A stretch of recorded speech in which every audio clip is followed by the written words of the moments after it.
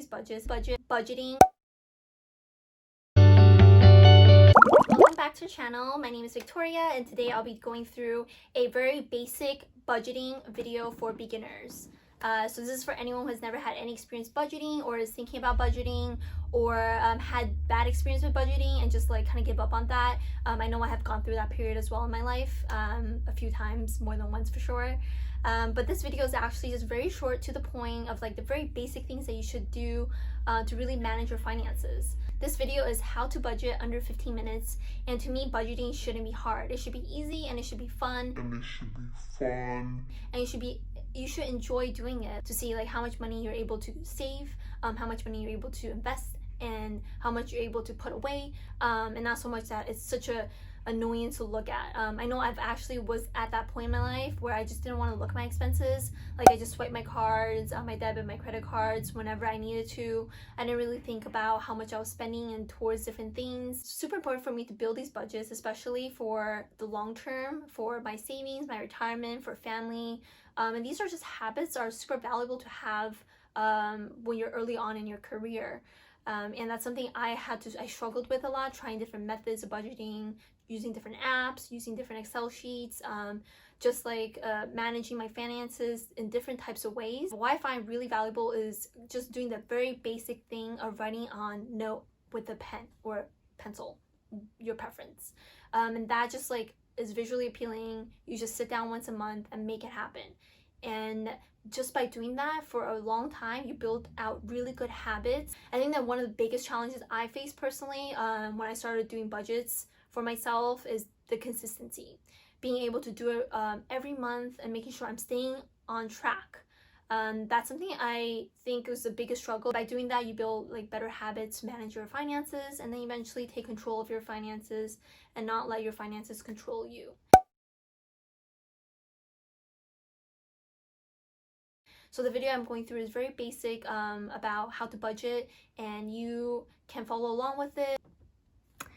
So I like to do my budgeting on a notebook. You can choose to do an Excel sheet if that's something you like. Being on a notebook is a lot more visually appealing, and it allows me to follow through with like my expenses and making sure that I keep within my budget.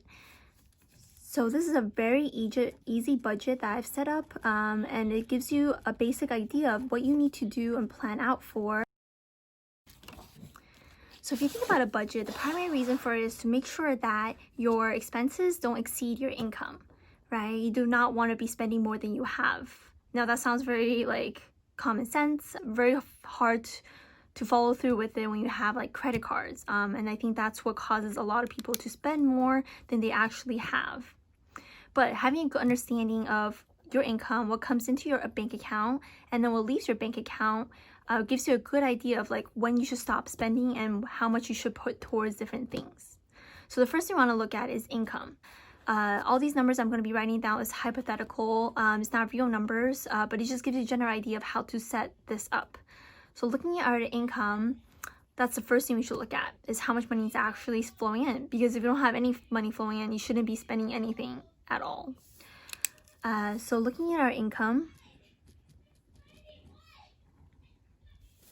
getting paid on the 1st and the 15th. Let's say you get paid about $2,500 after taxes.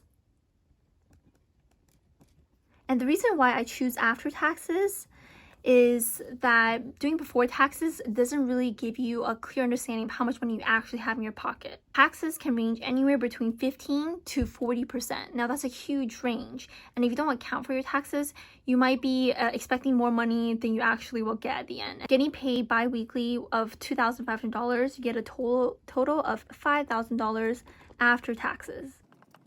What we want to do next is something not as common for a lot of people, is the idea of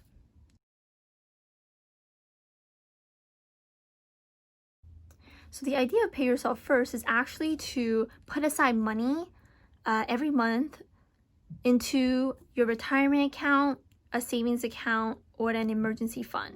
And the reason you want to do that is because you want to be able to build financial freedom in the future. So let's say we want to put aside 30% of our income into our pay yourself account. And think of it like any other expense. You're setting aside money that you don't want to touch unless you need to. Accounts that are pay yourself first are retirement. That will include an IRA or a 401k. A second one is just a basic savings account that generates interest. And the third one is an emergency fund. Now, an emergency fund is very similar to a savings account. And that is just a savings account where you hold things. But the idea about an emergency fund is if you, let's say, lose your job or you need to get back on your feet for some reason and you need to have enough money saved up for those times of need. Good to break it up into different accounts for different types of situations. So retirement will be for like when you retire, emergency for rainy days. So let's say if I take 30% of my income, that's $1,500 that I want to put towards my pay myself accounts. 30% is pretty high for a lot of people. You could choose not to do 30 or even 10 or 20, but it's important that you set a consistent amount that you take out and deduct from your income every month. Now that we have a good idea of your income and your pay yourself accounts, the difference between this and this is about $3,500. Now this is what we can put towards our expenses. So let's take a look at expenses. For our expenses, it's important to understand where money is leaving our bank account and where it's going to. There's many ways you can divide your expenses. I choose to do it this way because I think it makes the most logical sense and it's very easy for any beginner to get started with. And that is to differentiate your expenses that are fixed versus variable.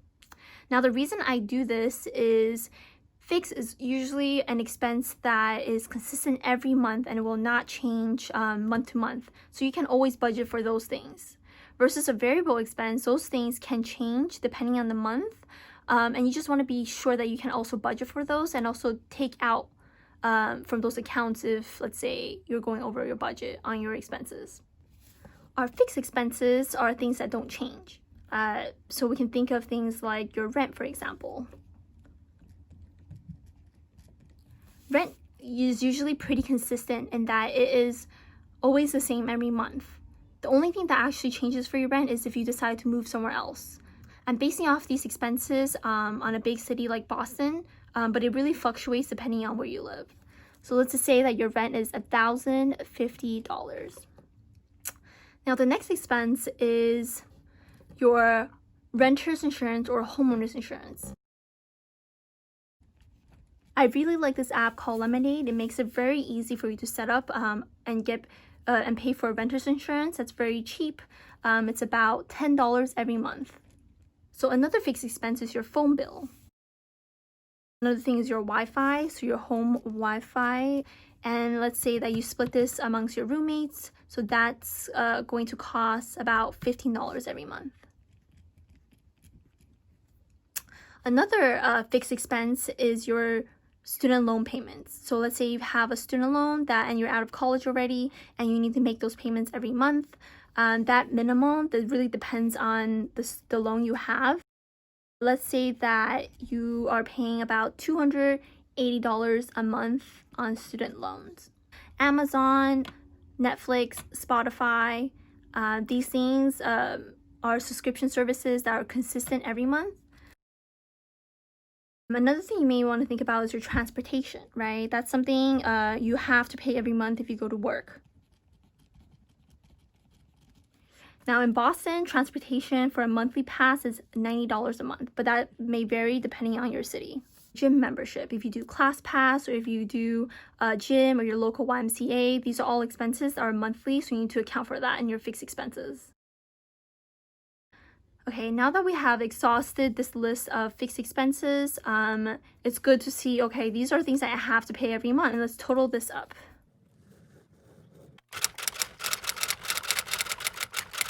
$1,542.97. Now let's look at our variable expenses. Now our variable expenses are things that fluctuate every month, and it's not something you can always plan for because some month you may be spending more, some month you may be spending less. but your variable expenses is flexible, which makes it very good in terms of like when you decide to spend more versus less. One of the first ones is utilities. There's a lot of variations depending on the time of the year and just the month in general. So this can fluctuate, but having a good baseline idea of how much you spend maximum on your utilities and specify that here, your groceries. For me, groceries really fluctuates. And maybe for some people, they're able to budget exactly how much they spend on groceries every month. I just think it's very hard to do so. And if you can, you could potentially move it to a fixed expense. But generally, I think if groceries is something fluctuating based on how much you're eating in, if you're dining out more often, you may be spending less on groceries. And if that's the case, you should maybe have a general idea of how much you spend. Let's say you spend about a range between $200 to $400 a month on groceries, and we'll grab the higher end of this number at $400. Another thing is dining out. Some months you may be spending more time with family and friends, and so you're eating out more, versus other months you may be just feeling like a homebody and staying in and not spending too much on dining out. So that really can fluctuate depending on the month. And say on average, at max, you spend $400 on dining out. Personal care. So if you like to go get yourself groomed or do your nails and all these kind of things, some months you may feel a little bit extra and do like your lashes or even do your hair. And this might cost a little bit more on certain months versus others. Maximum, I spend $250 a month, and that can also be lower on certain months. Another thing we have to think about when planning your variable costs is how much you spend on clothing and shopping. It's good to note that down here to know that you're budgeting in like the fact that you might spend something in the month.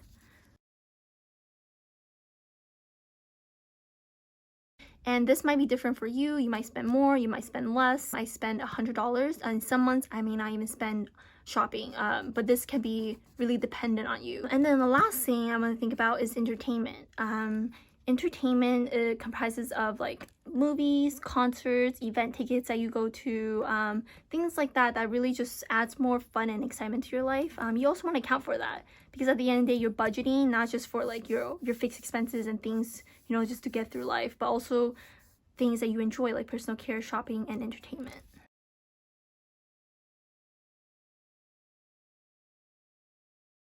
It's very important to make sure that you know the importance of these variable expenses so you can plan accordingly. $1,450.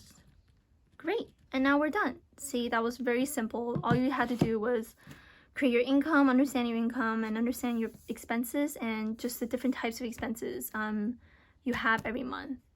Now we total up all of our expenses.